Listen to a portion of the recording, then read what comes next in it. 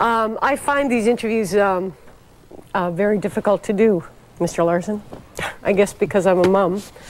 The beginning of Rent says, how do you document real life when real life's getting more like fiction every day? Mark, the narrator of the rock opera Rent, asked that question at the start of the show. Rent's playwright and author, Mr. Jonathan Larson, wrote those words, and they became tragically true because Jonathan died of an aortic aneurysm 1 week shy of his 36th birthday and just one day before the first performance of the show that would have changed his life. His father's with us, Mr. Al Larson, and he has been with the show, which opened right after his son passed away. He and his wife are here. His wife is in the green room. They've traveled with the cast.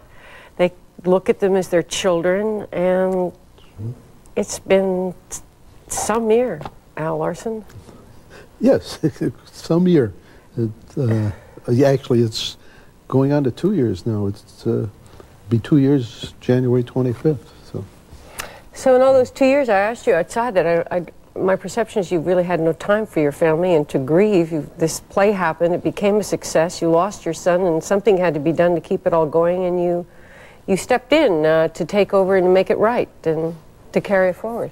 Fortunately, I had the good sense to retire before that happened. So I had the free time, and somebody, as you say, somebody had to do it, and You're doing it. Trying to do what little I can. So. I don't know, I was watching the kids sing the words, and I have two kids, and I was thinking, my God, if that was my son, it's wonderful this has happened. Better the whole thing were a tragedy and he were back, but every time I would hear the words and watch the performance, it would be my son.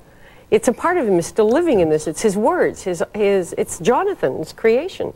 It's him. Yes, it is, and it is him.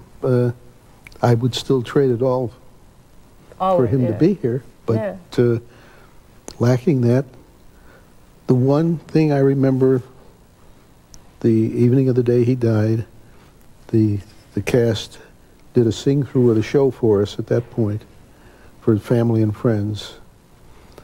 And the one thing I can remember commenting afterwards was, I hope the show is a big success and becomes a living tribute to Jonathan. And that certainly has come to pass.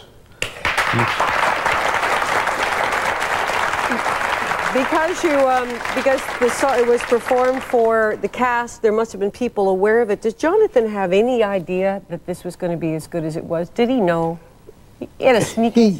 He had a conviction that it was going to be good. It was going to be better than anything he had done. And it was going to be a step towards the next thing that was going to be even better. He didn't... I don't think he fully expected. In his wildest dreams, yes, I think he did envision this going to Broadway, but he recognized it as one of those wild, middle of the night kind of dream. Oh, gee, wouldn't it be wonderful if it did? But what he was hoping for was a successful off-Broadway run, period. And again, ready to get started on his next project. You know, throughout my interviewing career, I've always been amazed that sometimes when real, incredible tragedies occur, that out of them sometimes come incredible things. We were talking about the fact that you're planning on starting there's a foundation started, the Jonathan Larson Foundation. Rent is really doing well. There's 4 companies touring. There's lots of money being made. It will generate a lot for this fund, so you're going to be able to do some wonderful things with this money. Hopefully, we'll be able to do a great many things. As I keep telling people, we didn't miss any meals before Jonathan died, before Rent was a success.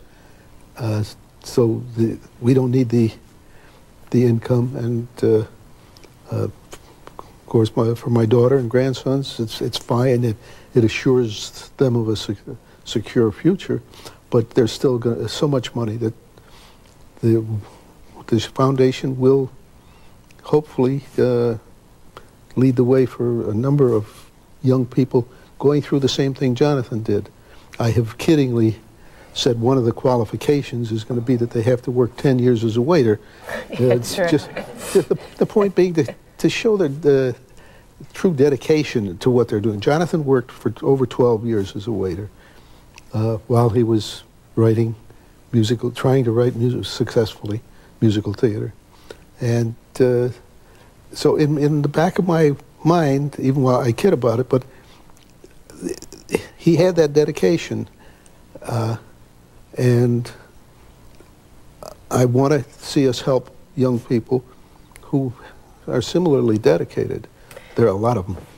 Mr. Larson, now that you're in the position that you're in, you travel with the companies, I don't know, your wife was talking about it, you've seen hundreds of shows, bits and pieces for production companies. Were you involved with it before Jonathan passed away, or? Well, Jonathan would call when he wrote a new song. He would sing his new songs for anybody who would listen. All his friends had to listen. Dad, I got another song. Listen. When he came out for Christmas, even though they were into rehearsal, so he could only take 2 days, but he came to Albuquerque, where we live. My daughter was there with her family, and Jonathan came out for 2 days for Christmas, and he gave us all tape cassettes of him singing essentially the whole show. Wow.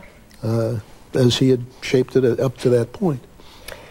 It's interesting, two things, Mr. Larson. One, I admire you tremendously, and your wife. I think it takes a lot of courage to do what you're doing, and I, in some sense, understand it as a parent. The other thing is, I think that a lot of us forget in life as people go through with dreams of, well, I'm going to make $1 million, and I want to be really famous, and I want to, you know, it's money and fame, and they forget what really matters in life sometimes. I can only agree with you, yeah.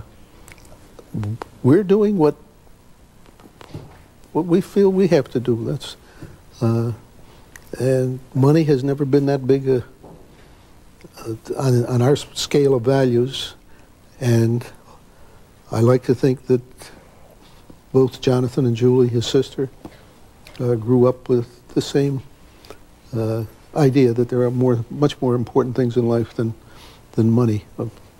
And I'm not knocking money. No, money's a good thing. It's fine. But when it becomes the most important thing, we kind of lose our way a little bit. That's the problem. I loved Jonathan's show. I thought it was really wonderful, and we're really happy that I got a chance to meet you and your wife. Well, I appreciate the idea that you liked it, that you loved it.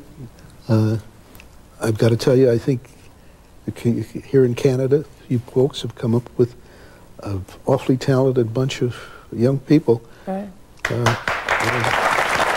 Thank you.